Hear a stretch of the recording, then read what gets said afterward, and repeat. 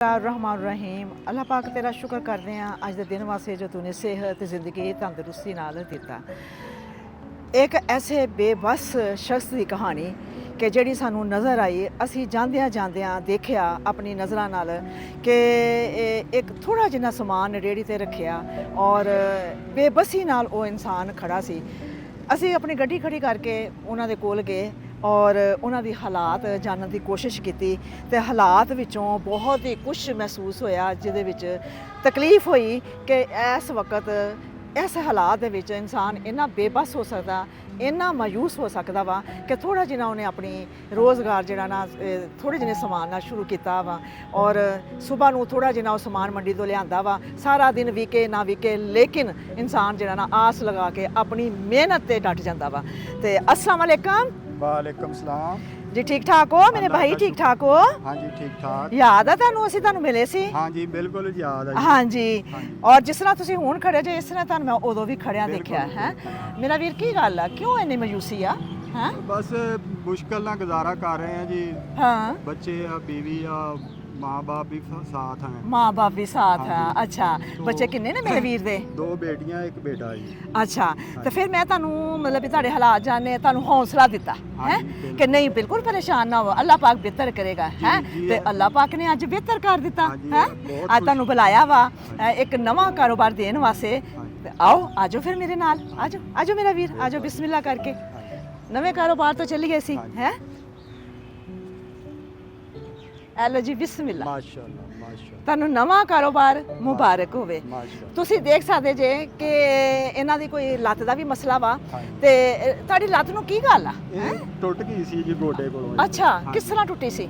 Motorcycle ਦੇ ਚਲਾ ਰਿਹਾ ਸੀ ਤੇ ਅੱਛਾ। ਇੱਕ ਸਾਈਡ ਤੇ ਨੂੰ ਗਿਰਿਆ, ਟਾਇਰ ਫਟ ਗਿਆ ਸੀ। ਅੱਛਾ ਹਾਂਜੀ ਤੇ ਫਿਰ ਉਸ ਤੋਂ ਬਾਅਦ ਇਹ ਠੀਕ ਨਹੀਂ ਹੋ ਸਕੀ? ਇਸ ਆਪਰੇਸ਼ਨ ਕਰਾਇਆ, ਆਪਰੇਸ਼ਨ ਵੀ ਦਰੁਸਤ ਨਹੀਂ ਹੋਇਆ ਅੱਛਾ। ਪੂਰਾ ਤੇ ਫੋਲਡ ਨਹੀਂ ਹੁੰਦੀ ਹੈ। ਫੋਲਡ ਨਹੀਂ ਹੁੰਦੀ, ਲੱਤ ਦਾ ਵੀ ਮਸਲਾ ਵਾ। ਹਾਂਜੀ। ਮਿਹਨਤ ਕਰਨ ਦਾ ਜਜ਼ਬਾ ਇੰਤਹਾ ਦਾ ਵਾ, ਹਾਂਜੀ। ਬੱਚਿਆਂ ਵਾਸਤੇ ਕਰ ਗੁਜ਼ਰਨੇ ਦਾ ਜਜ਼ਬਾ ਇੰਤਹਾ ਦਾ ਵਾ, ਬੱਚਿਆਂ ਵਾਸਤੇ ਮਾਂ ਬਾਪ ਵਾਸਤੇ ਇਹ ਬੰਦਾ ਪਰੇਸ਼ਾਨ ਰਹਿੰਦਾ ਵਾ ਕਿ ਸ਼ਾਇਦ ਕੋਈ ਮੇਰਾ ਕੋਈ ਅੱਛਾ ਸਬਬ ਬਣ ਜਾਏ ਤੇ ਮੇਰੇ ਕੋਈ ਹਾਲਾਤ ਬਿਹਤਰ ਹੋ ਜਾਏ। ਇਨਸ਼ਾਅੱਲਾ ਤੁਹਾਨੂੰ ਇਹ ਅੱਲਾਹ ਪਾਕ ਦੀ ਤਰਫੋਂ ਕਾਰੋਬਾਰ ਮੁਬਾਰਕ ਹੋਵੇ। ਆਮੀਨ। ਜ਼ਿਆਦਾ ਰਾਸ ਪੈ ਗਈ ਆ, ਹਾਂਜੀ। ਰੇੜੀ ਆਪਣੀ ਹੋ ਗਈ ਆ। ਪਹਿਲੇ ਉਹ ਰੇੜੀ ਜਿਹੜੀ ਹੈ ਨਾ ਉਹ ਕਿਰਾਏ ਦੇ ਸੀ ਹਾਂਜੀ, ਹੈ, ਉਹ ਉਹਦਾ ਕਿਰਾਇਆ ਵੀ ਦੇਣਾ ਪੈਂਦਾ ਜੀ, ਸੀ। ਜੀ, ਉਹ ਹੁਣ ਬਹੁਤ- ਤੁਹਾਨੂੰ ਕਿਰਾਇਆ ਵੀ ਨਹੀਂ ਦੇਣਾ ਪਵੇਗਾ। ਜੀ। ਉਹਦਾ ਕਿਰਾਇਆ ਕਿੰਨਾ ਦਿੰਦੇ ਸੀ? ਉਹਦਾ ਜੀ 1000 ਰੁਪਿਆ ਮਹੀਨੇ ਦਾ। ਮਹੀਨੇ ਦਾ ਐਵੇਂ 1000 ਰੁਪਇਆ ਮਹੀਨਾ ਐਵੇਂ ਗੁਜ਼ਰ ਜਾਂਦਾ, 1000 ਰੁਪਇਆ ਸਿਰ ਤੇ ਆ ਜਾਂਦਾ। ਹਾਂਜੀ। ਹੁਣ ਕੁਝ ਬਿਹਤਰ ਹੋ ਜਾਏਗਾ ਮਾਸ਼ਾਅੱਲਾ ਮਾਸ਼ਾਅੱਲਾ। ਬਹੁਤ ਖੁਸ਼ੀ ਹੋਈ ਸਾਨੂੰ ਔਰ ਹਾਂ। ਅਸੀਂ ਦੁਆਵਾਂ ਦੇ ਰਹੇ ਹਾਂ ਜੀ ਤੁਹਾਨੂੰ ਮਾਸ਼ਾਅੱਲਾ ਕਿ ਜਿਨ੍ਹਾਂ ਨੇ ਸਾਨੂੰ ਜ਼ਿਆਦਾ ਬਿਹਤਰ ਪਹਿਲੇ ਦੀ ਨਿਸਬਤ ਬਹੁਤ ਜ਼ਿਆਦਾ ਅੱਛਾ ਕਰਤਾ ਜੀ।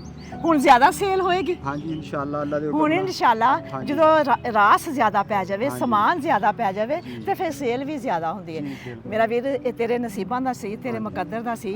ਇਹ ਤੈਨੂੰ ਅੱਲਾਹ ਪਾਕ ਦੀ ਤਰਫੋਂ ਕਾਰੋਬਾਰ ਮੁਬਾਰਕ ਹੋਵੇ। ਆਮੀਨ। ਪਹਿਲੇ ਸਭ ਤੋਂ ਪਹਿਲੇ ਅੱਲਾਹ ਪਾਕ ਦੀ ਤਰਫੋਂ, ਫਿਰ ਉਸ ਤੋਂ ਬਾਅਦ ਇਹ ਕਾਰੋਬਾਰ ਦੇਣ 'ਚ ਜ਼ਰੀਆ ਬਣੇ ਨੇ ਬਹੁਤ ਹੀ ਪਿਆਰੀ ਬੇਟੀ ਹੈ ਸਹਿਰਸ਼ ਬੇਟੀ, ਹਾਂਜੀ ਜਿਹੜੀ ਯੂਕੇ ਰਹਿੰਦੀ ਹੈ। ਜੀ। ਇਹ ਕਾਰੋਬਾਰ ਸਹਿਰਸ਼ ਬੇਟੀ ਦੀ ਤਰਫੋਂ ਤੁਹਾਨੂੰ ਦਿੱਤਾ ਜਾ ਰਿਹਾ ਵਾ।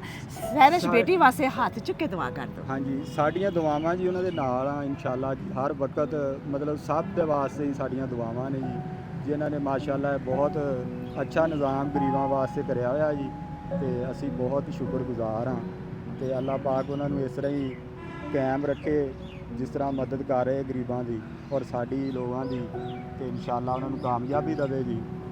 ਤੇ ਆਮੀਨ ਹਾਂਜੀ। ਆਮੀਨ। ਹਾਂਜੀ। ਅੱਲਾਹ ਪਾਕ ਤੁਹਾਡੀ ਵੀ ਖੈਰ ਕਰੇ ਤੇ ਅੱਲਾਹ ਪਾਕ ਸਾਡੀ ਵੀ ਖੈਰ ਕਰੇ ਤੇ ਅੱਲਾਹ ਪਾਕ ਦੇਣ ਵਾਲਿਆਂ ਦੀ ਵੀ ਖੈਰ ਕਰੇ। ਹਾਂਜੀ। ਸਹਿਰਸ਼ ਬੇਟੀ ਨੇ ਅੱਜ ਕਾਰੋਬਾਰ ਦਿੱਤਾ ਵਾ ਇਸ ਹੱਕਦਾਰ ਨੂੰ। ਮੇਰੀ ਬੇਟੀ ਜ਼ਰੂਰ ਇਹ ਦੇਖ ਕੇ ਖੁਸ਼ ਹੋਏਗੀ ਕਿ ਕਿਸ ਹੱਕਦਾਰ ਕੋ ਇਹ ਕਾਰੋਬਾਰ ਮਿਲਿਆ ਵਾ। ਜੀ। ਤੇ ਅੱਲਾਹ ਪਾਕ ਸਹਿਰਸ਼ ਬੇਟੀ ਤੈਨੂੰ ਸਿਹਤ ਜ਼ਿੰਦਗੀ ਤੰਦਰੁਸਤੀ 'ਚ ਰੱਖੇ, ਆਪਣੇ ਹਿਫਜ਼ੋ-ਮਾਨ 'ਚ ਰੱਖੇ ਔਰ ਤੇਰਾ ਦਿੱਤਾ ਅੱਲਾਹ ਪਾਕ ਕਬੂਲ ਫਰਮਾਏ ਤੇ ਅੱਲਾਹ ਪਾਕ ਖੈਰ ਕਰੇ। ਮਾਸ਼ਾਅੱਲਾ ਕਰਕੇ ਦੁਆ ਮੰਗ ਕੇ ਆਪਣਾ ਨਵਾਂ ਕਾਰੋਬਾਰ ਲੈ ਕੇ ਮਾਸ਼ਾਅੱਲਾ। ਚਲੋ ਜੀ।